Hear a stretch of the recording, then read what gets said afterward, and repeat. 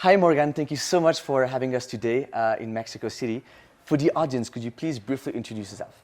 Yeah, of course. So my name is Morgan Babbs. I'm the Chief Innovation Officer at Iluméxico. I've been at the company for just over 3.5 years, but I've been a social entrepreneur working in the energy access space for almost 7 years now. So what is Iluméxico? What's the mission and purpose behind the company? Yeah, of course. So Iluméxico is a solar service provider for off-grid homes in the Americas. Our purpose is for all families to have power. We operate here in Mexico through Iluméxico, but then we also have operations in Colombia through Soluna Energia, and now actually the United States, exclusively in tribal lands through our company called Navajo Power Home. But the purpose all across the group is for all families to have power. Thank you so much. Now, there's about 860 million people worldwide that don't have access to electricity. I think it's 22 million in Latin America, and there's about 300,000 of people, of households, that lack access to electricity in Mexico. How is that possible? How could you define the problem? How did we get there? Yeah, of course. So one of the guiding mantras in my career, and I think is very relevant to the energy access space, is that the future is here. It's just not evenly distributed yet. Yeah. Which is, it's kind of crazy to think that most people don't even think about when electricity was invented or when it became this massive consumer good, because we think that this was centuries ago. So the average consumer, such as you and me, we don't think about how there are people who literally still don't have electricity in their homes. And I think being in the energy access space, it's been interesting because there are different reasons for why this is the case, depending on what region you're in the world. So just statistically speaking, it's over 95% of individuals in Mexico do have access to electricity. So why do we still have those 300,000 that are still without power? In the Americas in general, the statistics are generally very positive. That being said, usually energy access is a huge challenge because of crazy levels of dispersion and really, really low population density. So Mexico, and this also applies to Colombia. I mean, they're huge countries, super, diverse geographically speaking. And so there's so many last mile communities that are in the most extreme, most remote places that you've ever seen in your life. So I think for everybody working at Iluméxico, it's kind of a privilege actually to be able to go to these places that nobody would ever think to go to ever. But that is kind of precisely why we still have 300,000 households without access to power, because for the government to extend the electricity grid that far, and we're talking about a place where you drive 3 hours, the road ends, then you maybe walk 7 hours just to find maybe 2 homes, or even a community of 100 homes. For the public sector, in a lot of ways, it's not worth it. So these are just kind of the typical marginalized, forgotten, populations. This happens all over the world, but this is this extreme remoteness, low population density. It's difficult to deliver public services. Yes, it's hardly viable as well. Right, and the grid is kind of a deteriorating, it's a very old technology. We've had the same grid technology for the past hundreds of years. So it has never been adapted to these kind of more extreme, more remote conditions, and it just doesn't work for everybody. So that's why we still have this issue in Mexico. Now, it might sound obvious, but why is electricity important for these communities? How is electricity helping them at an education level, for their everyday life, for their income maybe? Could you please elaborate on that? Yeah, you're right. It does sound obvious, but I think it's really imperative to kind of get back to the basics.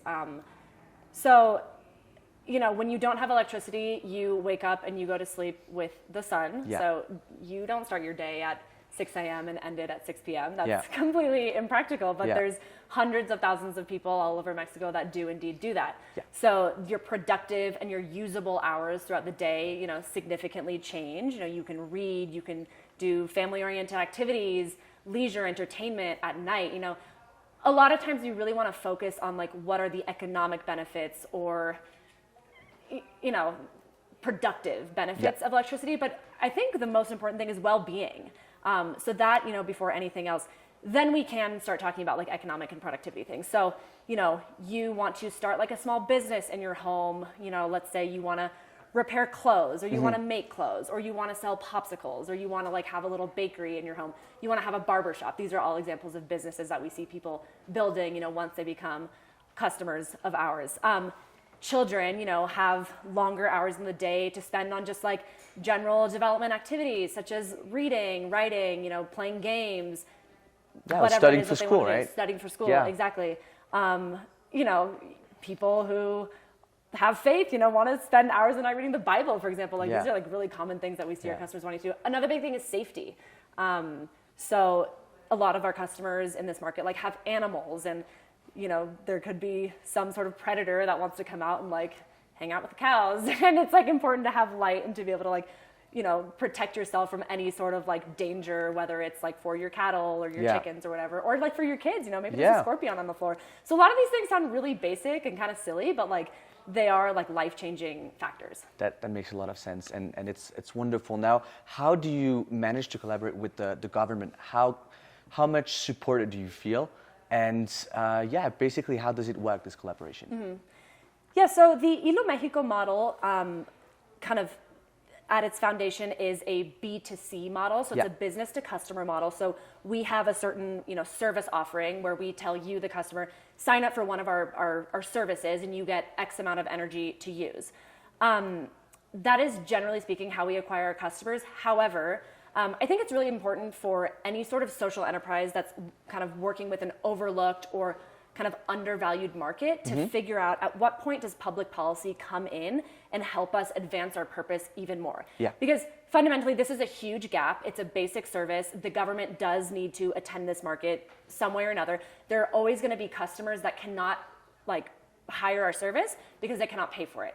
So this is where the government comes in and fills that gap. So we have worked with the Mexican government, and we are on the verge with working with both the Colombian and United States governments in the future to design basically public services. So effectively, they invest in us to be the utility provider for a certain market that typically would not be able to pay the market rate for our electricity services. And we see this happening all the time with all sorts of basic services, you know, water, gas, electricity, trash, you know, whatever basic services around the world are often subsidized by the government. So it makes sense that even though we're not doing it through the grid, which is subsidized in all of these last mile areas, the government comes in and subsidizes it, you know, even though it's a renewable energy source. It's you know, it's the same outcome. It's delivering power. It's just doing it in a renewable, more sustainable, more cost-effective way too. So basically, could you please tell me more about your service and your product? How does it work? How payment works? Could you please elaborate on your solution to address that problem? Yeah, so in kind of to summarize it, we are an electricity service provider. Yes.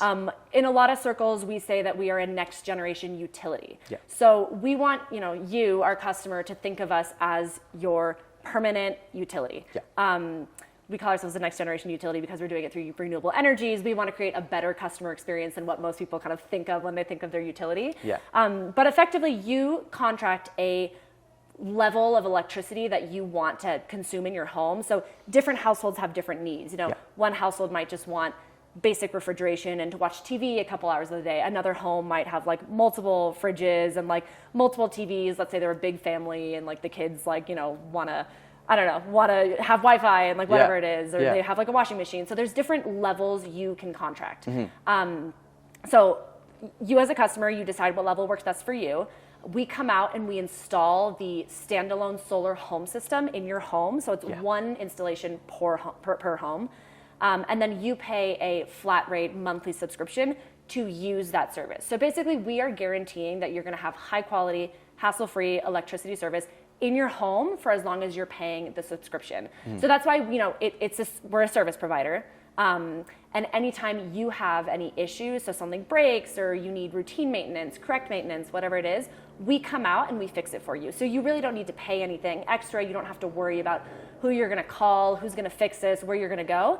Iluméxico is always there, you know, to make sure, again, you have that hassle-free, high-quality electricity experience. And correct me if I'm wrong, but you also employing young people from these local communities, so they probably understand the environment a little bit more. Absolutely. They connect with you, and there's this gap that is bridged somehow, right?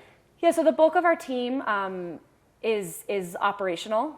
So right now in Mexico, we're just over 75 people, and you know, most of those people are working at our branch offices all over Mexico, visiting customers on a daily basis. And these are always individuals that are, generally speaking, from the area. You know, we do have all these really wonderful stories of people who started out as Iluméxico customers, and then ended up getting a job with us, and now we call them service technicians, and now they're the ones going and visiting the customers in that area, doing this corrective and routine maintenance. So yeah, that local knowledge, that local context is definitely super important, especially when we're kind of doing customer acquisition. It's really important for the people to know, like, where do I go? How do I build these relationships to find people who need our service? So yeah, that's an important part of our model. Thank you so much. Now, talking about the impact, we've talked about the impact of Iluméxico, but what about numbers? And how basically do you manage to measure that impact so you have analytics that maybe allow you to better understand your work and where you want to go? Yeah, so we have 4 primary impact indicators. So we have in Mexico installed, well, actually, I'll kind of talk about internationally. In the United States, Mexico, and Colombia. Yeah. To date, we've installed over 25,000 standalone solar home systems. Yeah. That's reaching just over 120,000 people.